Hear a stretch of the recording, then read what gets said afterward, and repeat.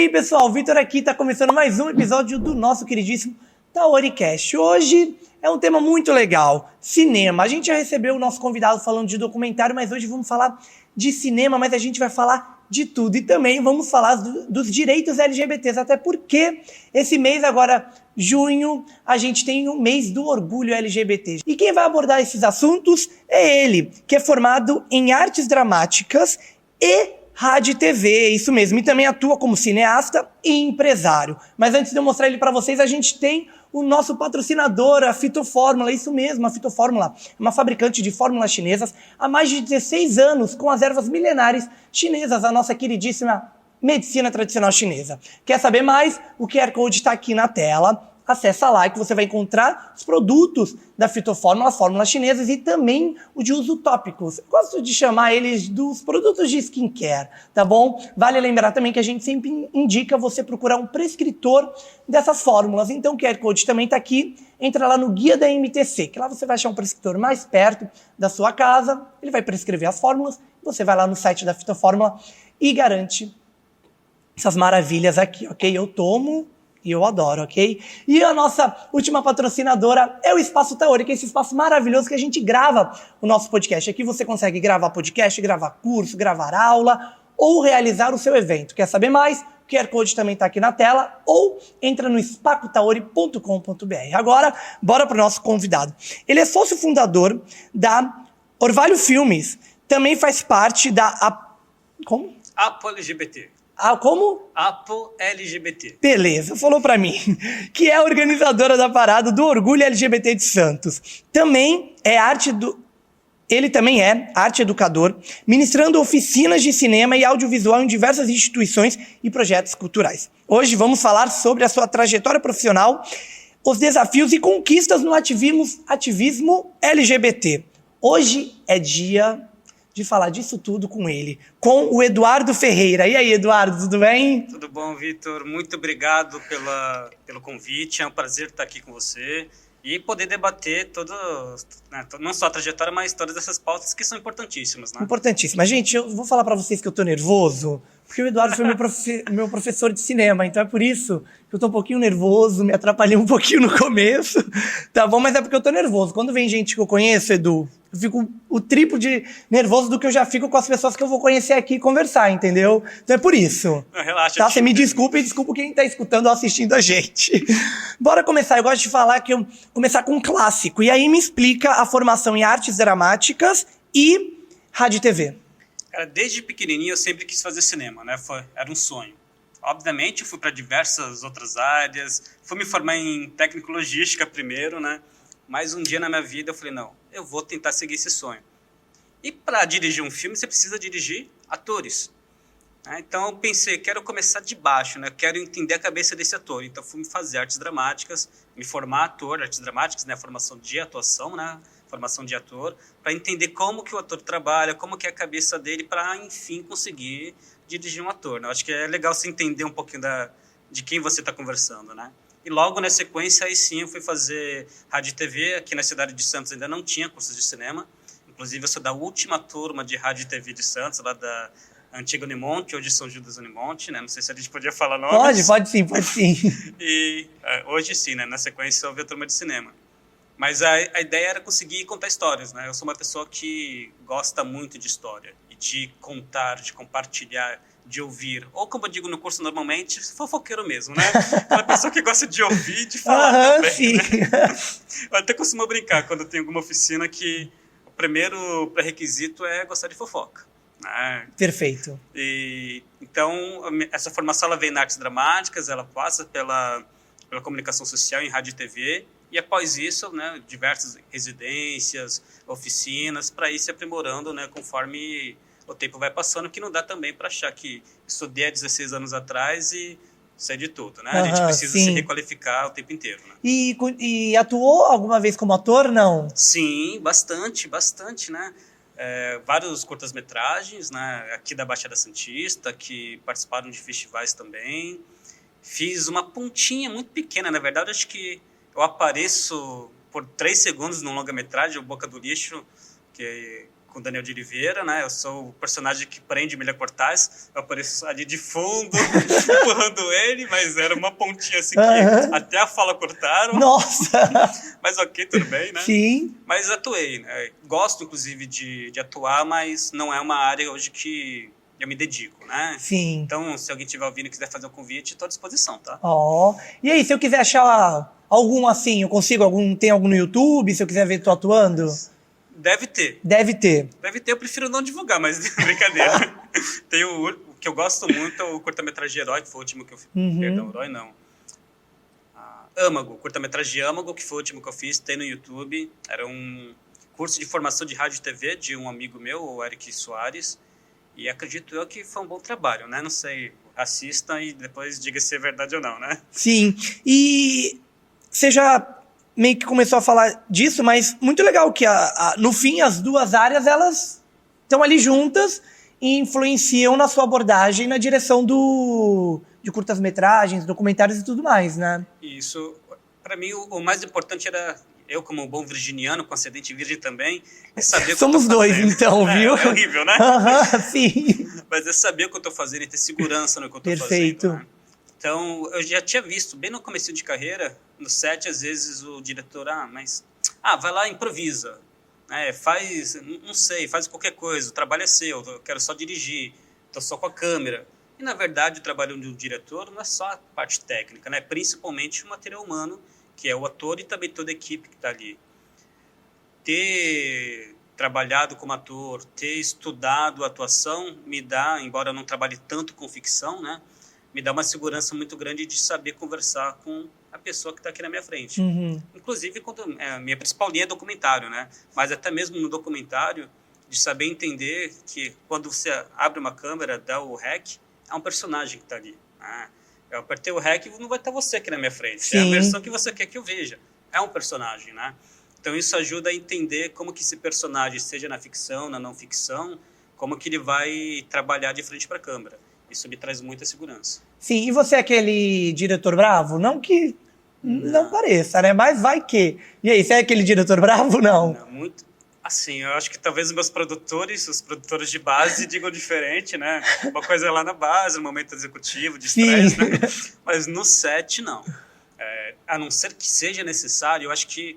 Eu vou até fugir um pouquinho, né? Sim. Mas cada set ele tem uma característica, né? Então, se eu estou fazendo um filme de drama, uma cena muito difícil, eu acredito que o set ele não pode estar aquele set alegre, todo mundo rindo, brincando. Sim. Tem que estar um set mais sério, né?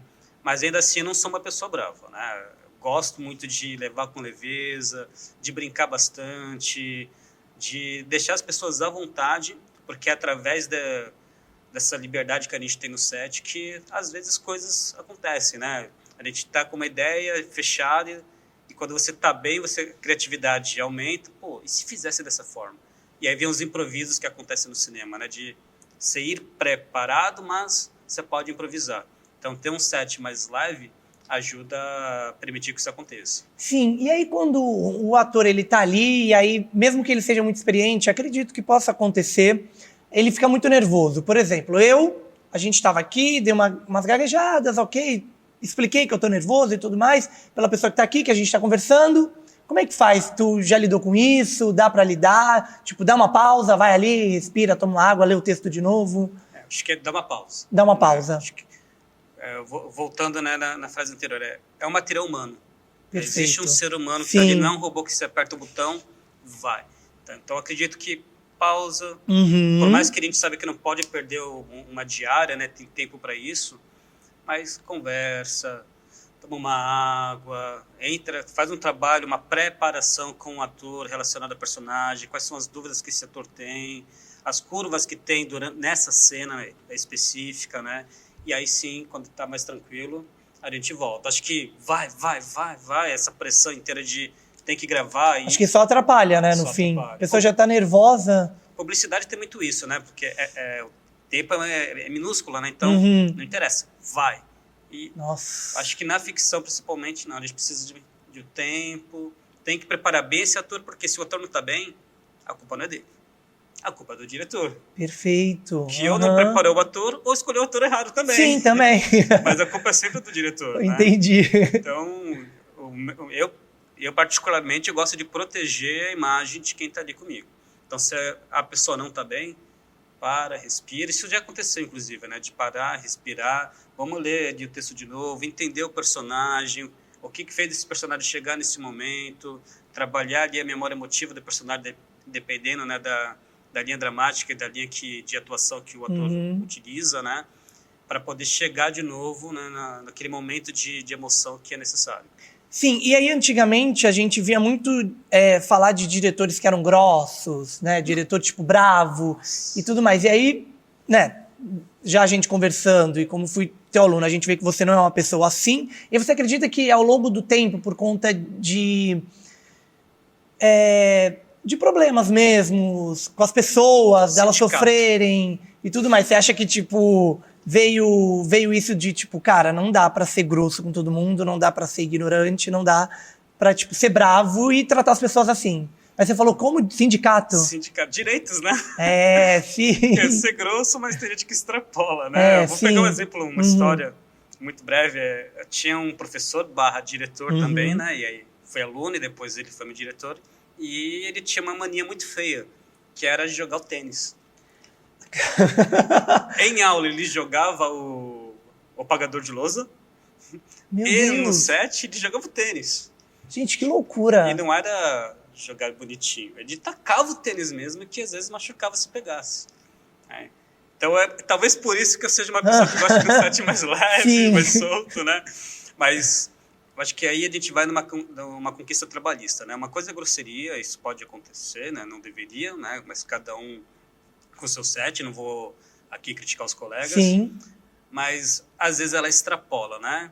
E por mais que tenha toda uma pressão, a gente sabe que em cima do diretor tem uma pressão gigantesca. Também. A diária tem que sair, porque você colocou essa diária, imagina, toda essa estrutura aqui, é hoje ou é hoje. Eu não tenho dinheiro para pagar toda essa estrutura e toda essa equipe no dia seguinte. Então a gente entende que existe uma pressão muito grande. Mas ainda assim, dependendo do nível da grosseria, existem direitos trabalhistas, são todos profissionais, profissionais sindicalizados, né? Então acho que essa profissionalização e os direitos desses trabalhadores faz com que seja o diretor, seja o produtor do filme, manere um pouquinho mais. Mas eu te garanto, acontece e muito ainda. Ixi, eu aqui jurando que era antigamente, coitado. Deixa, agora vamos para mais um clássico. Desafios que enfrentou no começo, na parte já da direção mesmo. Rapaz, eu falo muito isso em aula, né? Espero que você já não tenha falado numa aula que você tenha assistido. Mas um cavalo. Eu fiz um filme, foi até meu TCC, e era um filme sobre a ditadura militar. Né? Sim, lembro. E para mim, a ditadura militar, eu tinha uma foto, né? A gente trabalha muito com imagem, Sim. né? Quando a gente está no momento de criação.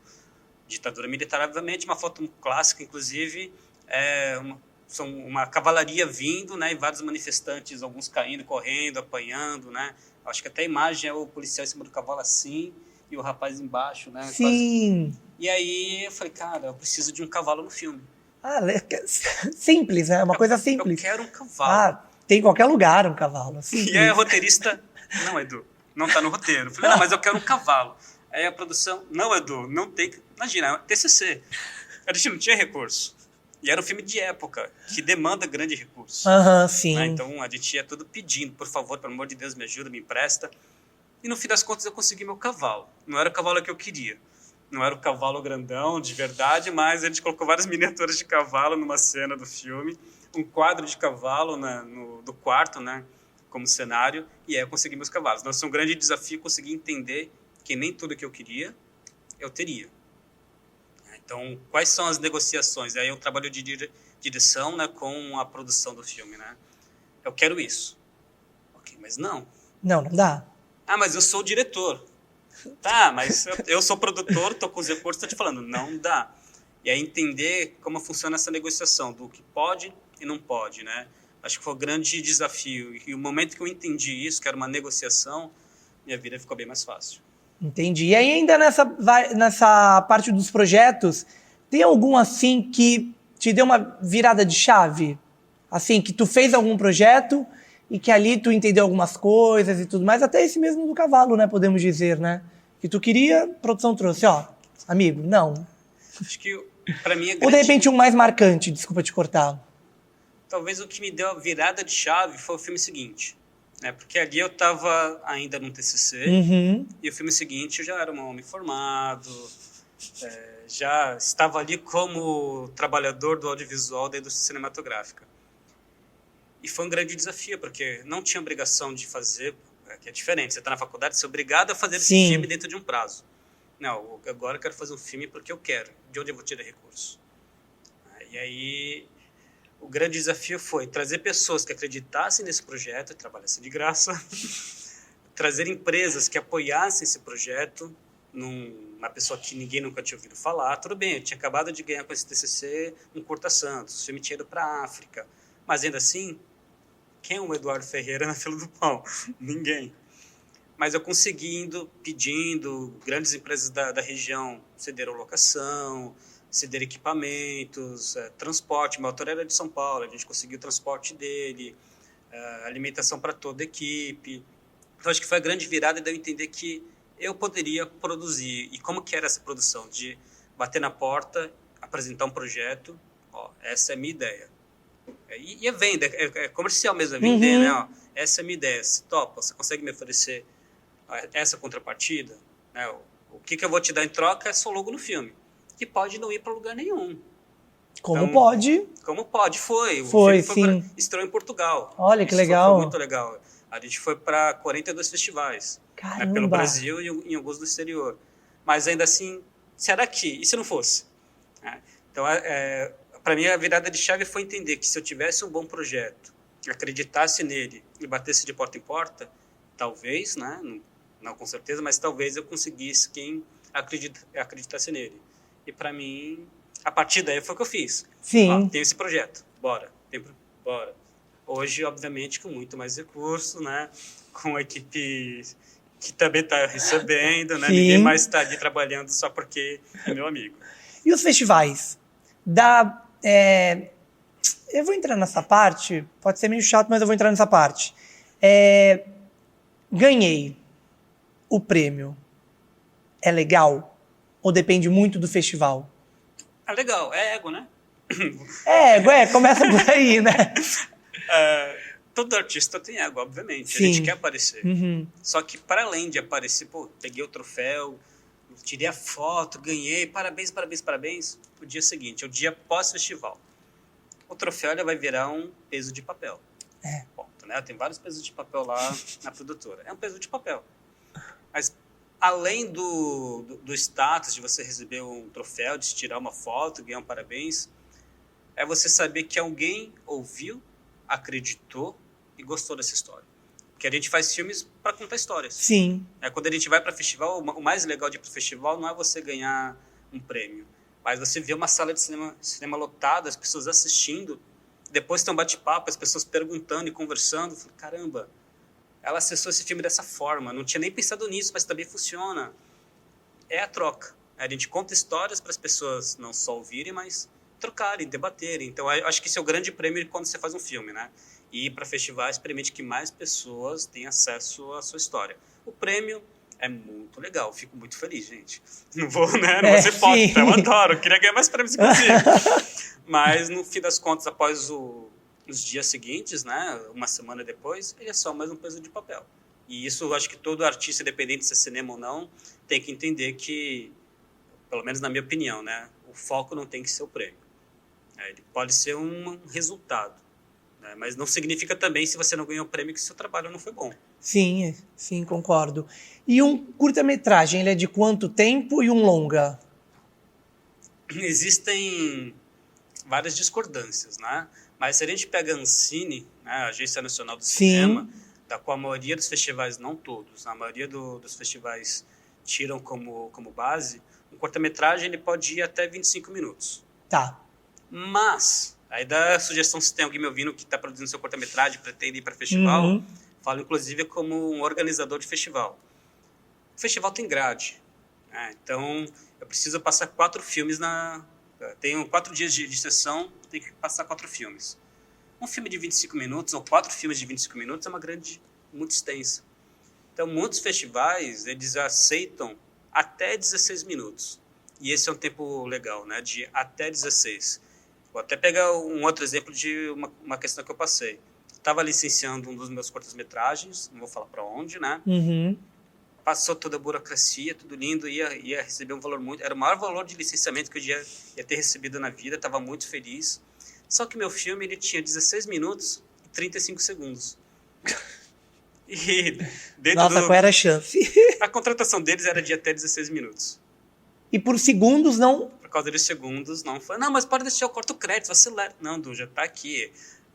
Existe todo um processo, né? Não, tem suplente. A gente quer até isso, você não se atentou, por exemplo, deveria ter alguma linha pequenininha, não me atentei, falha como executivo, né? E aí chamaram o próximo que tinha até 16 minutos. E aí perdi uma bolada de licenciamento. E para além do financeiro, o filme estar numa plataforma grande, né, de streaming. Então, minha recomendação, curta-metragem, até 16 minutos. 16 até, dependendo da grade do festival, até uns 80 minutos é um média-metragem. Acima de 80 minutos, um longa-metragem. Há quem diga 60 minutos, por exemplo. Mas pegando esses padrões de mercado, eu recomendo 80 minutos acima, longa-metragem. Então todo filme, por exemplo, filme que a gente assiste mesmo, passou de 80 minutos, é um longa. É um longa. Todos os filmes passou disso, são longas metragem. Pode ser um longa de ficção, de documentário, experimental. Sim, mas é um longa. Entendi. E agora eu queria falar da websérie Doc de Domingo. Está prestes a estrear sua 6ª temporada. Eu não lembro qual temporada eu assisti, que foi com a Magenta. A 5ª. Perfeito. Então eu assisti a última, antes dessa. Eu assisti alguns episódios, falando nisso, adorei o episódio da Magenta, foi o que eu mais foquei. E aí, o que podemos esperar dessa nova temporada? E qual foi a inspiração para a história da Casa de Saúde Anchieta? Cara, a gente tem na cidade de Santos uma casa, né, que é a antiga Casa de Saúde Anchieta, mas é um espaço que historicamente é muito marcado, né? Muitas pessoas passam ali por aquela rua, na rua São Paulo, a rua de trás da Beneficência Portuguesa, e tem um estigma ali de que é um lugar ruim. Isso é histórico, né? E as pessoas muitas vezes não sabem o que aconteceu, mas sabem que ele não é um bom lugar. Nossa. Ou que ele só tem marginal. Foi estigmatizado realmente, né? Negativamente. E existem ali, na verdade, famílias que estão morando, não são marginais, não são, né, independente das questões, mas Sim. São famílias que estão ali morando, né, numa ocupação, cuidando do imóvel, famílias que cada uma, né, na sua particularidade também, a grande maioria trabalha, todos estudam. E eu queria entender o que aconteceu ali, né? Eu já sabia que existia uma casa de saúde onde pessoas morreram lá dentro. Mas a ideia era tentar entender essa história, né? Como documentarista, eu gosto de pesquisar, compartilhar, né? Como disse o Foqueiro, compartilhar a história, mas, acima de tudo, debater, tentar entender, até para a gente ressignificar esse espaço. Já existiam outros documentários que falavam daquela casa, né? Aqui da região também, eu assisti, mas eu queria ir um pouquinho mais a fundo, né? Tentar entender o contexto histórico. E aí a gente descobriu que ela foi inaugurada como uma casa de saúde mental, como a maior casa de saúde mental da América Latina, a maior e melhor da América Latina, que prometia inúmeros cuidados. Era para ser um lugar perfeito, um lugar lindo. Imagina um lugar onde você vai ser muito bem tratada. Era esse lugar. E o tempo vai passando, as pessoas pensando em recursos, em dinheiro, em lucro, obviamente, você coloca um número de pacientes muito grandes ali e diminui o seu número de funcionários. Resultado disso só podia dar ruim, obviamente, né? Até a questão de como a saúde mental era tratada no Brasil na época, isso também conta muito. E pessoas morreram ali, pessoas eram jogadas ali. Por exemplo, eu sou um homem gay. Opa, 1980, isso não é legal. Joga lá. A mulher descobriu que o marido traiu, e essas histórias são reais, tá? Inclusive, relatos de pessoas que foram gravar com a gente e descobriram que a avó, por exemplo, passou por isso. Uma das meninas que foram acompanhar a gravação chegou em casa, mãe, gravei na casa da Anchieta, só vou ficar internada lá. Ela descobriu que o marido traiu, foi conversar com ele, chamou ela de louca e trancou no manicômio. Meu Deus, que surreal. E aí acontecia das pessoas tomarem, todo mundo, independente do que você tiver, vai tomar o mesmo remédio. Não pode tomar banho. Tomou banho na hora errada, você apanha. eram diversos maus tratos, e a pessoa que às vezes até estava bem, ficava com questões relacionadas à saúde mental ali, porque não tinha como, né? No fim, não era um lugar bom. Não, era um lugar onde era um depósito de seres humanos tratados Sim, como lixo. sim. Foi feita a intervenção, né? E com essa intervenção, sem falar nomes aqui, né? Mas com essa intervenção se modificou não só em Santos, mas no Brasil e até no mundo, como a saúde mental ela é tratada, né? Então, ela é um marco mundial na mudança de como a saúde mental ela é trabalhada no Brasil, que hoje resultou, por exemplo, aqui nós temos os CAPs, né? NAPs, e hoje são os CAPs, no Centro de Atenção Psicossocial. E aí, a websérie vai ter quantos episódios? São 5 episódios, né? Onde a gente estuda o porquê dessa casa existir, não só a casa existiu aqui, mas qual que era o contexto histórico, o que aconteceu na casa, a intervenção dessa casa e até os dias atuais, quando essa casa ela é abandonada. O que acontece? Imensa ocupação e as histórias dessas famílias que estão hoje ali em luta por moradia. Entendi. E YouTube? Vai ser estreia no YouTube? Isso, dia 7 de julho, YouTube e Instagram, né? Perfeito, simultâneo, né? sim. Então, E é muito difícil jogar um projeto desse numa plataforma de streaming? olha, Já que a gente tem primeira tantas. Primeira mão, né? Estamos em negociação, né? Legal. Inclusive, primeira semana de junho, eu estarei no Rio de Janeiro, ou estou, dependendo de quando a gente estiver assistindo, sim. né?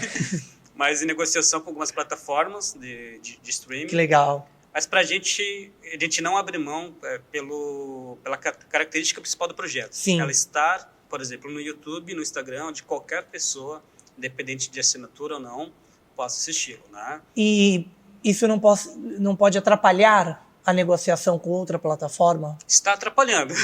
Entendi. Mas a gente não vai abrir mão. Né? Perfeito. Eu prefiro deixá-la, por exemplo, no Sim. YouTube, onde qualquer um tem acesso, do que colocá-la, por exemplo, numa Netflix e ter a obrigação de tirá-la, né? Por mais que, não sei para quem, né? Posso dizer, não é muito caro, mas não é muito caro para quem, né? Então, não é qualquer pessoa que consegue ter acesso a uma Netflix, a qualquer outro streaming. E cada vez mais... Inclusive, aumentou recentemente. Aumentou recentemente, E aí agora a Disney também se juntou com o Star+, e agora tá aumentando, e aumenta, e aumenta, e aumenta. Tá certo. Eu fiz uma websérie, né, mandei pro senhor, acho que o senhor assistiu alguns episódios, né? Sim, e só pegando uma questão aqui, somos colegas de profissão, você. Então tá bom. Gente, desde a aula, não dá, mas tudo bem. Então, e aí eu separei os meus porque ficaram muito grandes, né? A websérie também tem um tempo. Exato. A websérie tem um tempo. Eu acho até que alguns episódios nossos, a gente, mesmo tendo separado em parte 1, parte 2, a gente extrapolou alguns episódios, se eu não me engano, porque a gente... eu vi ali como é difícil você montar algo, vir da edição e você não querer tirar nada. Porque eu lembro da gente ter episódio de 40 minutos, e aí eu virar e falar, não, então vamos separar em parte 1, parte 2. Só que aí cada episódio com 20 minutos, peraí, deixa de ser uma websérie. E aí eu lembro que foi muito sofrido você sair picotando tudo, picota e tira tudo e tudo mais. Então, foi muito difícil, mas foi muito legal fazer uma websérie. Foi meu TCC, né? Então, assim, tem um orgulho maior. A gente estreou no cinema, a gente estreou no Roxy, com muita luta. Estrear no Roxy, né? Até porque a gente conta a história de uma ONG. Então, quando a gente já tá ali num terceiro setor, então já foi mais difícil de conseguir parceria e tudo mais. Mas a websérie tá no YouTube, para quem quiser assistir, da Pracinha Universidade, tá no canal oficial da ONG, Equipe RIS. Então, se colocar Equipe RIS da Pracinha Universidade, você também já consegue conferir. E as outras temporadas do Doc de Domingo também estão no YouTube. Também tô. No mesmo canal. É tudo no mesmo canal que vai estrear? Tudo no mesmo canal, @Doc de Domingo. Perfeito. YouTube ou Instagram. Legal. Tô ansioso. Acho que vai ser muito bom para a cidade de Santos. Eu acho que a gente tem que trazer, como é que eu posso falar? Histórias dessas, né? Contar mais histórias. E é difícil eu jogar um documentário. Eu já falei dos streaming, mas para televisão é mais difícil ainda? Se eu quiser passar em algum lugar? Olha, eu acho que a dificuldade entre streaming, televisão, né? Acho que é a mesma, né? Uhum. É você realmente ter aquela ter os contatos para negociar, né? Uhum. Saber os caminhos, conhecer as pessoas, ter Sim. um bom projeto, que na verdade o Brasil está cheio de bons projetos. Exatamente. Então, como você diferencia o seu projeto dos outros, né? Sim. Isso é uma questão importante. Mas eu acho que é possível, né? Eu tive ano passado na Rio 2C, e até numa mesa junto com a Netflix, com a Amazon, e os curadores diziam muito: a gente está precisando de projeto bom, projeto novo. As pessoas não mandam. Então, a gente está aqui esperando que as pessoas tragam projetos para a gente poder analisar e não mandam. Mas se a gente vê as grades, muitas delas têm muita coisa de fora, né? E a gente produz muito conteúdo bom. Então, Sim. Difícil de falar, mas é uma negociação entre... E sorte também, né? Será que eu estou levando para a pessoa certa, no momento certo, no lugar certo? Entendi. O Doc de Domingo, como eu disse, a gente está em negociação, a gente deu a sorte de estar no lugar certo, no momento certo. Nossa, que bom. Uhum. Claro, cabe a gente se a gente vai aceitar os termos ou não. E aí tem outra questão, né? O filme passa a ser um produto, né? E é tratado como produto, Sim, é isso. Sim, claro. O quanto que esse produto traz de recursos, né? de lucro para quem está comprando. E aí entender se você realmente quer tratar o seu filme como um produto comercial ou como um produto cultural. No nosso caso, a gente sabe que não é um produto comercial, é um produto cultural, então a gente não abre mão de alguns pontos, né, que são muito caros para nós. Mas se para você não tem problema, eu quero tratá-la como um produto comercial, tem janelas onde você pode levar o seu filme, levar o seu projeto, para que ele seja analisado, pelo menos, né, e caso esteja de acordo com que o player, a janela precisa, abrir negociação. E até para TV pública, TV Cultura, TV Brasil, segue essa mesma dificuldade, mesmo sendo TV pública? Sim, eles abrem normalmente chamamento para licenciamento, né? Legal. Ou estão nesses espaços de rodas de negócio, né? Rodadas de negócio, onde são eventos para negociação de mercadoria audiovisual, né? Tem no Rio, tem em São Paulo, tem em diversos lugares. Então, eles estão ali, por exemplo, TV Cultura. Estou aqui, eu estou precisando para esse ano filmes infanto-juvenis, de humor. E aí várias pessoas vão se inscrever, eles vão analisar, obviamente, aquilo que aquela curadoria gosta e te convida para negociar. Então, já existem essas janelas, né? Mas você pode, por exemplo, enviar um e-mail, descobrir o e-mail de algum responsável ou conhecer alguma pessoa, né, que vai fazer essa ponte. Existem esses caminhos. Eu acho que não é tão difícil você acessá-los. O mais difícil, na verdade, é você conseguir com que essa pessoa realmente analise, goste do seu projeto, entre vários outros, né? Então, se a gente fala de Brasil, talvez esteja analisando junto mais 300 projetos para contratar um. Isso pode acontecer, essa é a dificuldade, né? Entendi. E tem um limite de tempo para um documentário, uma websérie que, por exemplo, ela já estreou, e aí tanto para festival quanto para essas mídias? No caso da websérie, a gente já produziu ela pensando na janela, né, de streaming. Ela já tem um tempo pensado nisso. A gente analisou muito o mercado, começamos a assistir muito. Então, se você quer um produto no mercado, você precisa analisar o mercado, né, para saber como ele funciona.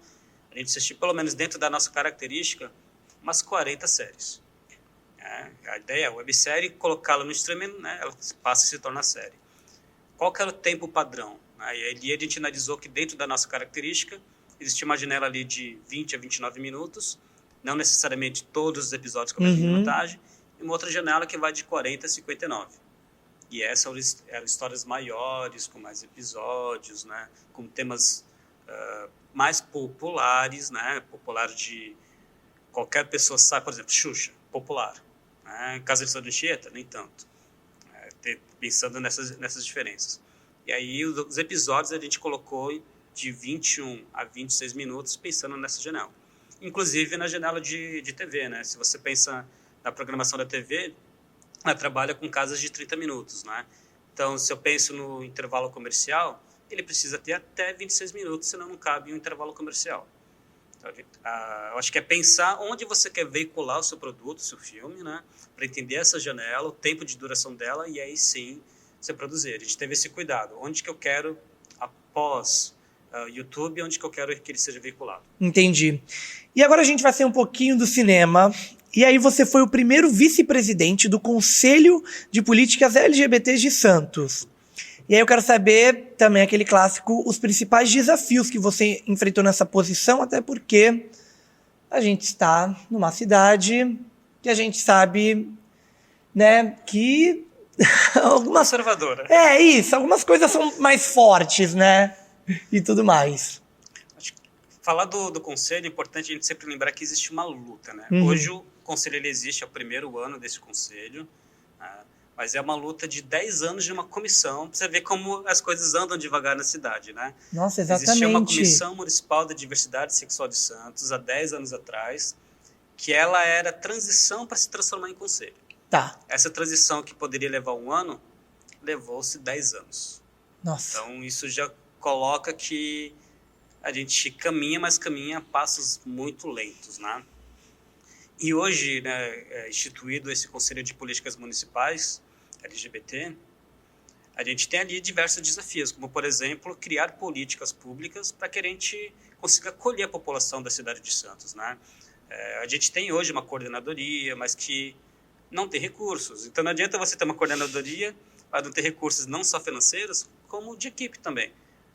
Como ela vai entender uma cidade desse tamanho, uma população tão carente quanto a população LGBT?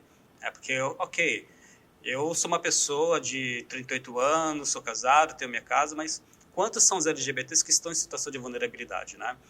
Então é importante que, eu acho que o principal desafio hoje desse conselho é garantir recursos na cidade de Santos, para que a gente possa aplicar essas políticas públicas, né?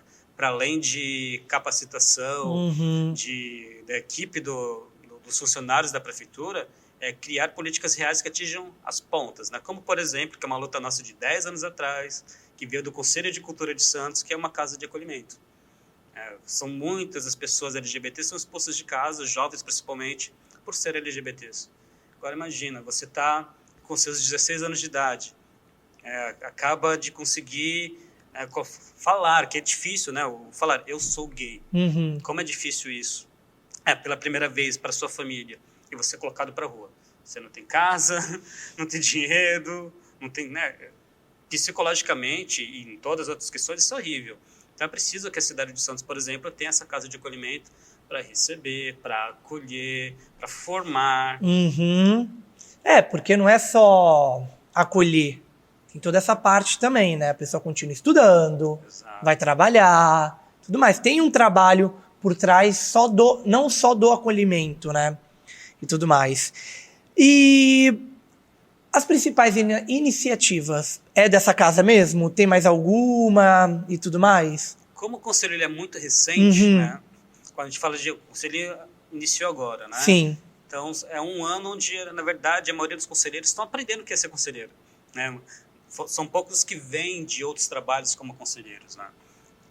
Mas já tem um desafio muito grande, importantíssimo, que está andando, que é a Conferência Municipal.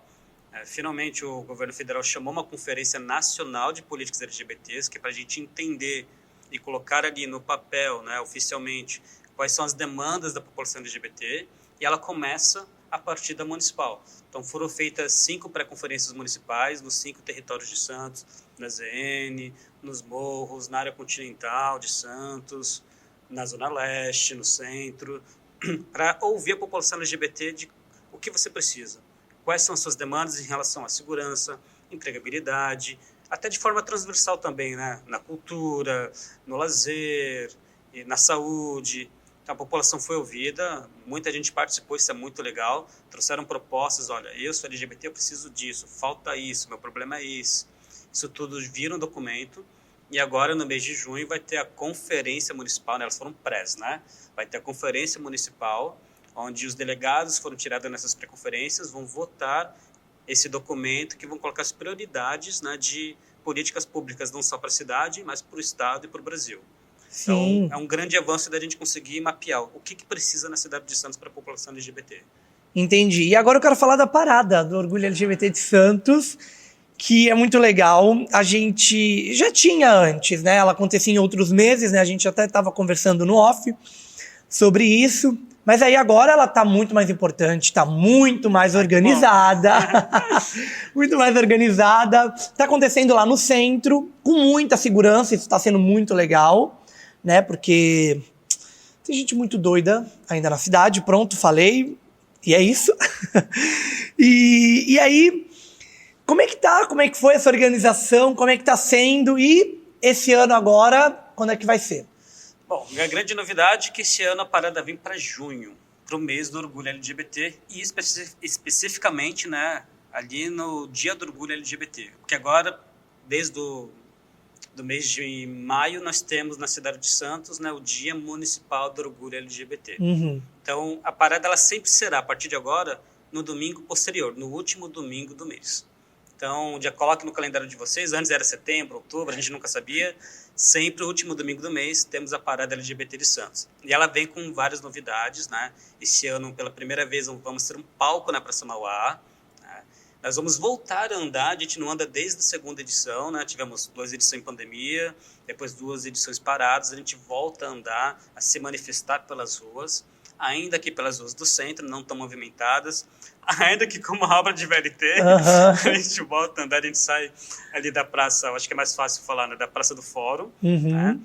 Vamos caminhar da Praça do Fórum com um trio até a Praça Mauá, e lá na Praça Mauá temos um palco com inúmeras atrações. Mas se você me permitir, eu prometo que é rápido, temos ainda uma programação que vai para além da parada. Um dia antes, no dia 29, nós temos a Diversa Feira. Ela vai acontecer ali no Centro Cultural Patrícia Galvão, toda a parte de baixo do Teatro Municipal. Então, cerca de 20 a 30 expositores, performances drags, musical, cinema. São uma atividade para o dia inteiro, né? Vai do meio-dia até as 8 horas da noite. Nossa, muito legal. É uma feira cultural mesmo, Sim. né? Então, já aproveito e convidar para todo mundo. Por favor, esteja lá também. Pode deixar. E uma semana antes, no sábado, nós vamos ter os Jogos da Diversidade. Olha. A gente vai descentralizar, né? Nós vamos lá para a Zona Noroeste, no M Nascimento, com diversos jogos, atividades, performances drags, performances de danças também. Então a ideia é tentar cada vez mais agitar a cidade. E muito legal, que tá acontecendo em cada ponto, né? Exato. Muito bom isso. Tá ali todo mundo. Claro. Falta agora o morro, né? Quem sabe se a gente não conseguir esse ano, no ano que vem a gente vai pro morro, sim. Tudo, nossa, perfeito. Tô ansioso pra parada. Então, dia 31. É isso? Dia 30, último domingo, dia 30. Dia 30, olha eu falando domingo, a data errada. Dia 30. 30 de junho. É domingo, ninguém vai. 31, domingo. 30 é domingo, pronto, último domingo. Isso, último domingo. E já tem horário, não? Isso. Ou já tô querendo demais já? Olha, vai ser em primeira mão aqui pra você, tá? Que não foi divulgado ainda, mas é a partir do meio-dia a concentração, lá na Praça do Fórum, né? E aí, saiu de lá, fez a abertura, quando chegar o trio na praça, continua. E também, já anunciando aqui, mais uma vez em primeira mão pra você, uma das nossas apresentadoras, né? Que é a Tchaka Drag Queen, que é a grande apresentadora da Parada de São Paulo, né? Historicamente a apresentadora de São Paulo. Ela vai estar aqui com a gente ao lado da Ariela, que é a nossa apresentadora também das últimas 3 edições. Nossa, muito legal. Vai ser tudo, então esse ano vai ser, e muito legal que vai voltar a andar, legal. Acho importante, ainda sendo no centro. Vamos Quem indo, sabe né? Ano que vem a gente não muda de lugar, mas não vou seguir, não. Não, aí já é muito, já é muito. Eu queria saber como é que você avalia a importância do ativismo e da visibilidade LGBT. E aí eu já queria entrar num ponto também que acredito que as coisas vêm evoluindo, né? Ainda para as pessoas LGBTs, a passos, né? Muito, muito lento, mas acredito que eu, como um homem bissexual, na época que eu me assumi era uma coisa... Eu não gosto nem de usar a palavra assumir, tá? Meus amigos sabem, vão falar, usou a palavra assumir, mas tudo bem, vou usar essa palavra. Assumir pra época que você se assumiu. E aí queria um debatezinho sobre isso, rapidinho. Nossa, diferente, viu? Né? A geração atual, eu acho que até os mais jovens que você também já é diferente. Sim, já é diferente. Mas se eu pegar um momento, quando eu saí do armário, ou me assumi, ou me entendi um homem gay publicamente. Perfeito. Cara, era difícil. Era difícil porque, primeiro que existe uma pressão muito grande, né? Você tem que ser um homem hétero. O que seu pai vai pensar? O que sua mãe vai pensar? E eu ouvia muito isso, né? Desde pequenininho, minha memória de criança mais antiga é uma memória onde eu me entendia um homem gay, uma criança gay, tá? Que era eu vendo o menininho ali e olhando para o menininho de outra forma. Sim. Não quero dançar com ela, quero dançar com ele. Sim. Então, eu já sabia que eu era gay. E minha família também já sabia que eu era. Não tem como. Não tem como, Por favor. Mas ainda assim existe uma pressão muito grande de que você vai ser um homem hétero, vai casar com uma mulher, e as namoradinhas. Né? E eu sou uma pessoa muito, na questão pessoal, né, muito fechada. Tipo, dado momento eu percebi, se eu fosse gay e precisasse me assumir um homem hétero, você fala, mundo, eu sou hétero? Não, né? Então eu não falei, gente, eu sou gay. A minha vida simplesmente continuou e de repente em casa viram que tinha um rapaz do meu lado que achava que era meu amigo. E depois de algum tempo viram que eu beijava esse meu amigo. E as pessoas ao redor viam que eu tinha um amigo que estava sempre comigo. Nossa, esse amigo é muito, muito próximo, né? E as pessoas foram percebendo que é diferente, por exemplo, de uma década anterior. Né? Ou de 2 décadas anteriores. Mas eu acho que hoje talvez seja um pouquinho, não vou dizer muito porque existem ainda muitas problemáticas, muita violência, muita agressão, mas é um pouquinho mais fácil. E o principal objetivo, acho que a gente tem como LGBTs, é naturalizar os nossos corpos e as nossas vivências. Né? Sim. Quanto mais a gente naturaliza, seja na TV, na novela, nos comerciais, na publicidade, que são veículos de massa, mais a gente naturaliza e as crianças crescem sabendo que não interessa se você é gay, se você é lésbico, se você é bi, se você é hétero, é um ser humano. E é isso que a gente tem que fazer, naturalizar que somos todos seres humanos, independente da orientação ou da identidade de gênero. Sim, eu queria saber como é que você lida com comentários na rua, olhares, porque a gente tá... Eu adoro Santos, né? Eu amo onde a gente mora, né? Acho que... Né, agora as políticas que estão vindo para as pessoas LGBTs, mas acho que a gente não tem uma cidade tão violenta como, por exemplo, São Paulo, sempre que a gente sempre vê o que está acontecendo em São Paulo, né? Mas sim, continua sendo tudo mais, tendo problemáticas. E aí, por exemplo, eu sou uma pessoa que eu não deixo de andar na rua de mãos dadas. A gente sempre andou. E aí eu já sou uma pessoa que escuto algum comentário, eu já xingo, passou de carro, eu xingo. Eu não tenho essa. Já o Jefferson já não gosta, já segue a vida dele, tudo mais. Claro, a gente tem outras vivências, ele é um homem gay, né, que já desde criança, ali, tudo mais, com a família, tudo mais. Eu sou um homem bi, que me entendi há pouco tempo, na pandemia e tudo mais. Claro, são 2 vivências diferentes, né? Mas como é que você lida? Se já lidou, se lida ainda e tudo mais? Tem uma questão, preciso ser muito sincero, né? Para mim é mais fácil. Até pela vivência que eu tive, existe uma heteronormatividade onde a pessoa olha para mim, metade vai falar ele é gay, metade vai falar ele é hétero. Então, essa heteronormatividade, da qual eu até não concordo, mas é cultural, né? Isso veio desde a minha infância.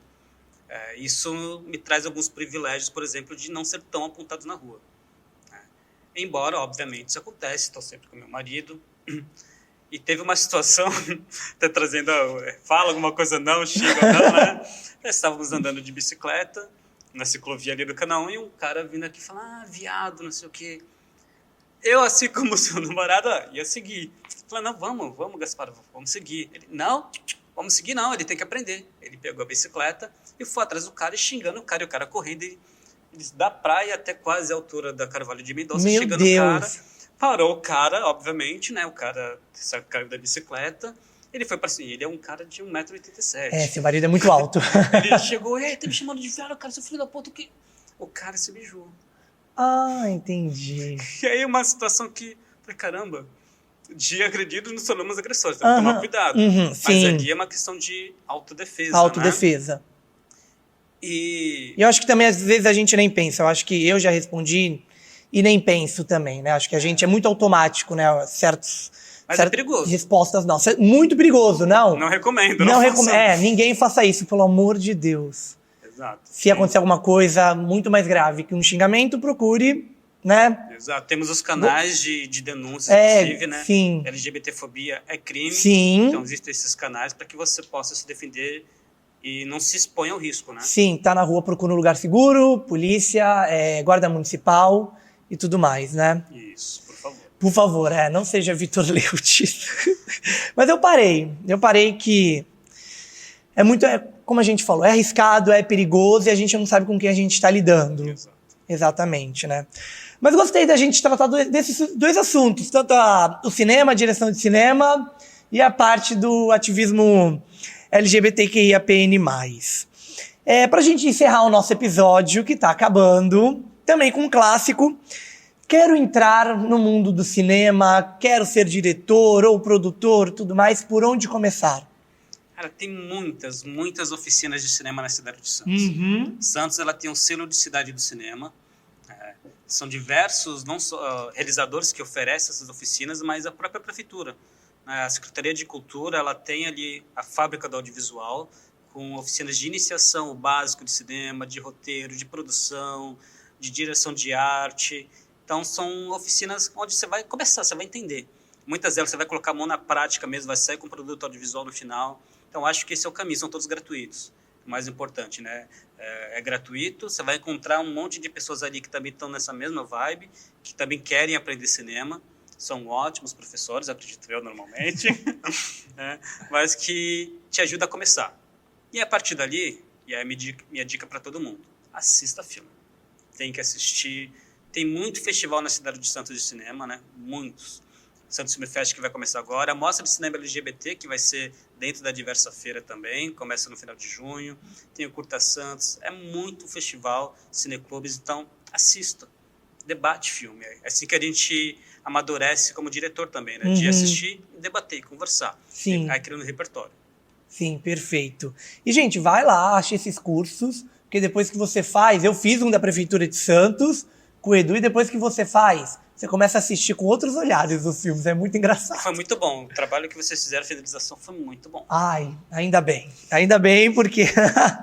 Gente, não é fácil. Não é fácil. Eu sei pela websérie que eu fiz, mas também o curta que a gente fez de conclusão do curso, nossa, não foi fácil, mas foi muito legal. E a gente não postou em lugar nenhum ainda. A gente não postou, não sei quando será postado.